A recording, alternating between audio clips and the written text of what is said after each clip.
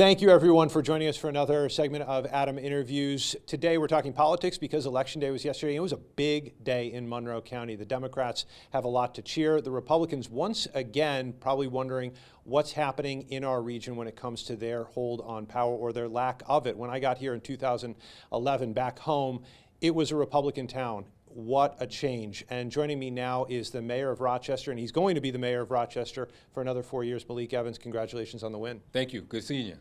All right, so what, 86, 87%? I know that you didn't have a Republican challenger, but you had someone on the conservative ticket. He is a Republican, yes. And he wanted to be on the Republican ticket. What do you think about that number? Well, I think that it's great. I think that it sends a message that the hard work that you put in pays off. You always wonder, hey, are people seeing the late nights and the meetings and the walks and the collaboration? And yeah, you know, it pays off. We've done some great things over the last 4 years. We still have a lot more work to do, but I've tried to align with what I said I wanted to do with what I actually did, and I think that people recognize that. And I've been honest, right? I said we still have challenges. I didn't say put the flag up and say we've accomplished everything. I said no. Here's where we are. Here's where we were. Thank God we're not where we were, but thank God we have improved. And that was the message that we sent to voters, and that we're going to continue to forward momentum. That we're going to continue to forward movement. And I think that that's what you'll see over the next couple of years.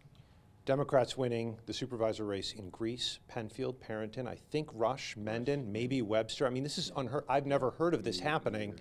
Well, what happened here? Well, it's I think it's great candidate quality. I think you had some excellent candidates that were running, and I think that people saw that what was going on in Washington, the national level, and they said, locally, we want to send a message that we don't want that chaos, conflict, and confusion to infiltrate our local region. It's something that I've been saying since January 20th. As you know, we're being sued by the federal government, all types of just chaos that they've created. You know, there are disasters that are nature, they're natural, and then there are man-made disasters. What we're seeing coming out of Washington are man-made disasters, be it SNAP benefits or crazy just rhetoric that has really made people feel uneasy. And I think people locally have said, no, not here.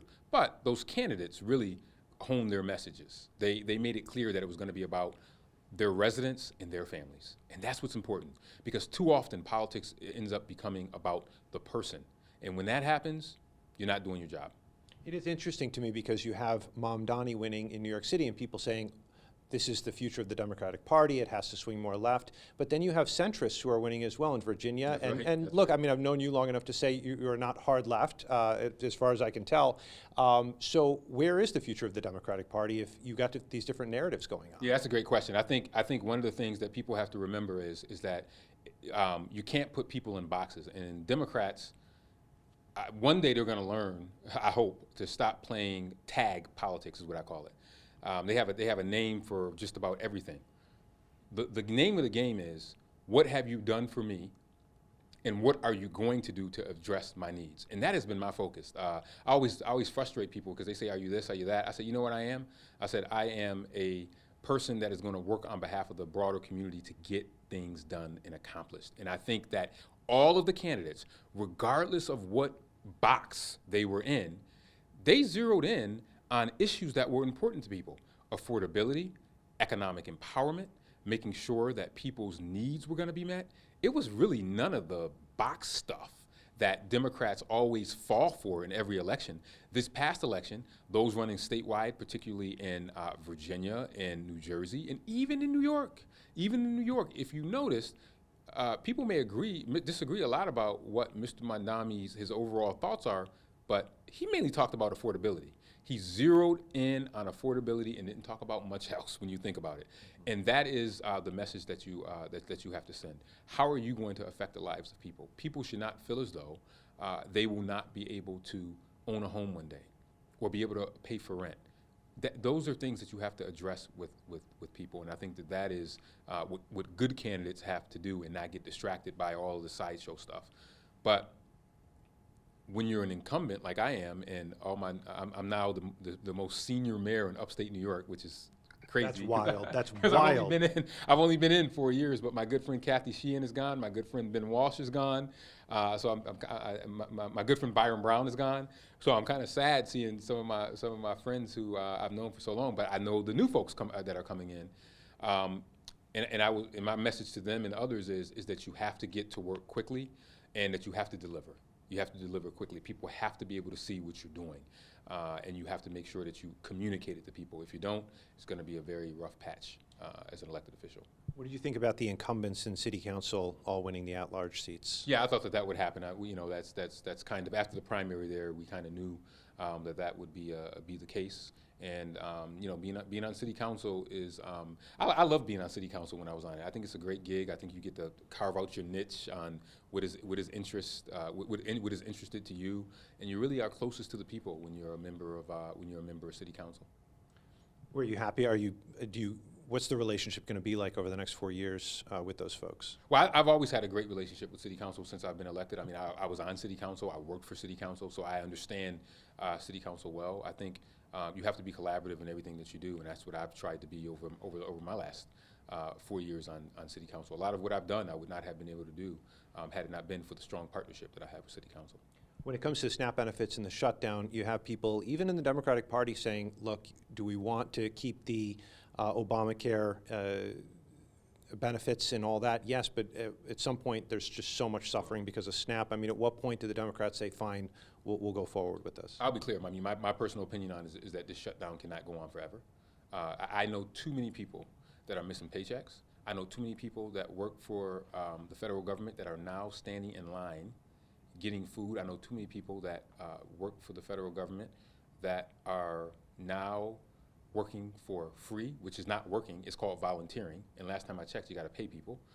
And also the other ancillary services that will start to be affected. Right now, it is very hard to call an IRS agent or the Housing and Urban Development or any of these agencies that I depend on at the city of Rochester.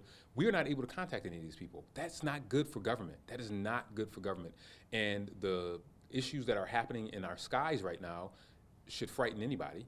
The Secretary of Transportation has said that. So we have to come to some type of conclusion. And you know how you do that? Talking. Democrats and Republicans need to get in a room and figure out what they're going to do as a path forward, and I recommend it. It is what turns people off, and why I tell people local government is so very, very important. Washington has to get it together because far too many people are suffering, and we need real solutions, not rhetoric. So you have President Trump saying, we're not going to talk until you pass the budget, and then we'll talk. At what point do the Democrats say, okay, fine, we'll pass the budget and Well, talk? it doesn't work that way. You have to talk to people. When I want to pass my budget, I have to talk to city council, right? I don't get to say, I'm not going to talk to you, just pass my budget. It does not work that way. That is not the way government was set up to work. It's never been that way to set up to work. It's not why the founders set it up that way to work. It's why you have 3 branches of government, judicial, legislative, and executive. And when you have that, that is the way you are supposed to go. Until we change our system of government, you have checks and balances, and that means that you have to deal with the legislative branch. You cannot say, I'm not going to deal with the legislative branch. And you have to deal with those who disagree with you. That is the way of the world. Be you in business or in government, you have to be able to deal with people who may disagree with you to find that common ground. Otherwise, it is the people that suffers. There's a great African proverb that says, when 2 elephants fight, it is the grass that suffers. And in this case, the grass are the men and women across America that are currently suffering because of the 2 branches of government that are going like this in Washington. Where do we go with the sanctuary city stuff in the next term? I think the next term is that we want to make sure that it's affirmed. We hope that it will. Hopefully we'll get something from the federal court within the next couple of weeks, hopefully. I remind people that policy has been on the books for 40 years, over 40 years, since I've been 6 years old. So I think that it passed muster in Trump's first term. It's passed muster since the past 40 years. I don't see how that precedent could be overturned. And then when it comes to the relationship with the police, obviously there was a bit of a kerfuffle in the spring. Has there been talks? Where do we stand with that right now? Well, I think that the policy is our policy, and I think until you change that policy, people have to follow the policy. And I think Chief Smith has been clear to the men and women in uniform to follow our policy and follow the law, which is what all of us take an oath to do on a regular basis. Do you think Mom Donnie's win in New York takes some pressure off of you when it comes to the federal government looking at? No, I mean, well, first off, I'm still amazed that of the 24 or 34 cities that Rochester is on this list. The letter that we've gotten from the Attorney General, the lawsuit with my name on it. I mean, I never thought that a medium-sized city in upstate New York would see that. Rochester never gets that type of attention, as you know. We're not a large city. We're a large area, obviously. We got 1 million plus people in our region. Rochester's the heartbeat of that region. But I don't know if it takes any pressure off, but Lord knows we've had a lot of pressure over the last 11 months. Some pressure that I thought I would never see in my lifetime as it relates to the federal government in Rochester. What do you think happens over the next year when it comes to, we got the midterms next? People are already talking about the midterms. What happens? I think it'd be whoever's going to have the best message, whoever's going to have the best message, and whoever's going to put the best candidates out there. Candidate quality is extremely important when you have people running, and that is regardless of their ideology, and regardless of what they're saying. It's all about how you connect with people and the message that you are delivering, and then how hard you're going to work. I find that candidates, regardless of what you think about them, if they are hard workers, they will probably be successful in winning. Now, once they're in and how they implement their agenda is something altogether. But candidate quality and the messaging is extremely important.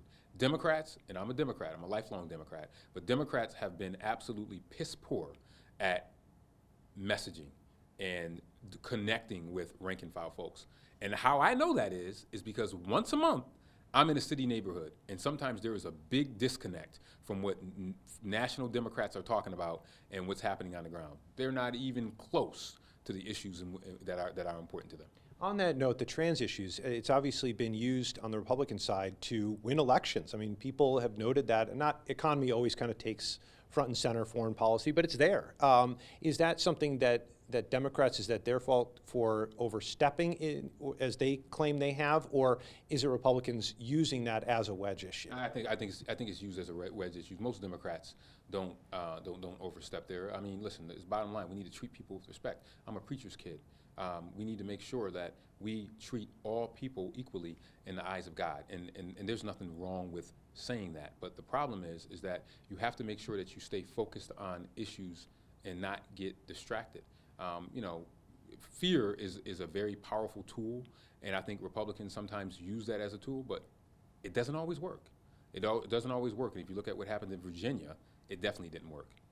Redistricting, where should we go in New York with this?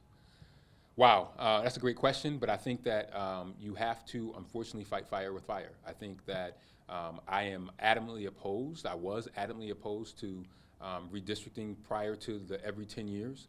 But now the door has been opened to do that, and you cannot unilaterally disarm when other people are doing that. So how could Democrats say, oh yeah, on principle you shouldn't do it, but you know they're doing it in other states? You have to. It's a conversation that's going to have to take place across the country now, because now are we going to start redrawing lines every 5 years?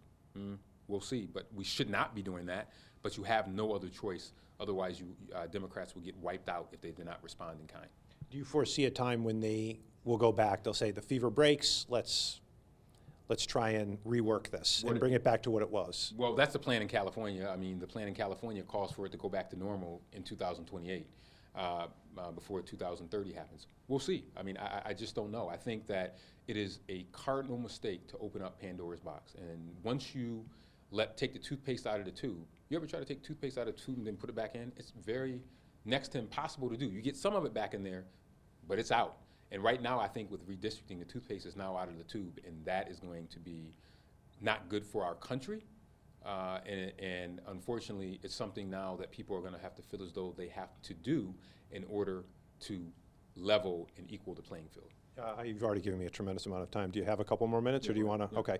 You mentioned affordability. I think that's going to be a big word for the Democratic Party and Republicans too, but that's going to be a big one over the next year to 3 years. What does that look like in Rochester? I think what it looks like in Rochester is making sure that we are building as many housing units as possible. One of the problems that you have in New York City is the supply is so low. The supply is not enough, and therefore prices are able to go up, so you have to make sure people can afford things. But I think that there's also a macroeconomic thing that happens where cities are sometimes at the mercy of what's happening at the federal level. And that means, for example, tariffs is a prime example of that. I'm a part of a group of mayors that are from Canada and the U.S., and we have opposed a lot of these tariffs because we know for working class people, a lot of what we call the Walmart shopper, those prices are going up, and that eats into affordability. So some of that we don't really control, but what we can do here is make sure that people get training and high quality jobs that pay them a good wage so they can have a little bit left over to provide for their family and go to a concert if they want to, but also making sure that you're trying to build as many different types of housing units as possible. That is how you zero in on affordability. Your message to the kids as you venture into your second term? Stay focused, stay involved, help get a job if you want one, and get every piece of training that you can. Go to our centers, go to the Boys and Girls Club. Stay involved in your community. We focused a lot on youth these past 4 years because we saw so many young people being killed, getting involved in stolen cars and negative things, that we wanted to make sure that they had the opportunity to do positive things. And I think our message to the youth going forward is the city has your back, but make good choices and make sure that you stay connected to a caring person in your family that can help you be successful in life, a mentor, a good trusted friend. That is what is going to help set you on the right path of success as you go throughout your life. Speaking of young people, you got on the school board very young, and you got into politics after that, going into the city council. And then obviously there were circumstances that allowed you campaigned very strongly 4 years ago, and then you became mayor. What do you think about getting a second term, and you're now solidly the mayor of Rochester? What do you think about that? It's humbling. It's humbling because it's such an awesome responsibility. And I think that when I think about it in that context, it puts the challenges that we have in stark contrast, and it pushes me harder and it propels me further because I want to make sure that I leave this community better than I found it. I want to leave a legacy. I want to leave a legacy. I want someone to be standing here 20 years from now to say, we're grateful that Mayor Evans stepped up and helped us get a state park. We're grateful that Mayor Evans started a program in which he got 12 and 14-year-olds job training programs so that way they would know what good work looks like so they could thrive as young people, that we built all different types of housing in Rochester, that we rewrote the zoning code. All these things are very, very important to me, and not lost on me the awesome responsibility that it is to lead a city. This is not an easy time to lead a city. There's been no honeymoon period for me. I got to work right at midnight on January 1st, 2022, and I'll be right back at the same spot on January 1st, 2026, getting right back to work. We really appreciate your time. Yep. All right, you. Mayor Evans. Thanks, man. Thank you, and Yep. thank you everyone for watching the Adam Interview Series. Tell your family and friends about the Rochester First app. We are continuing to put up the great content that you've been used to on News 8, and we're just expanding it online. Take care. Get the Rochester First streaming app today for everything you love from News 8 on demand, plus exclusive shows you won't see anywhere else. Search ROC and download for free on Roku, Amazon Fire, and Apple TV.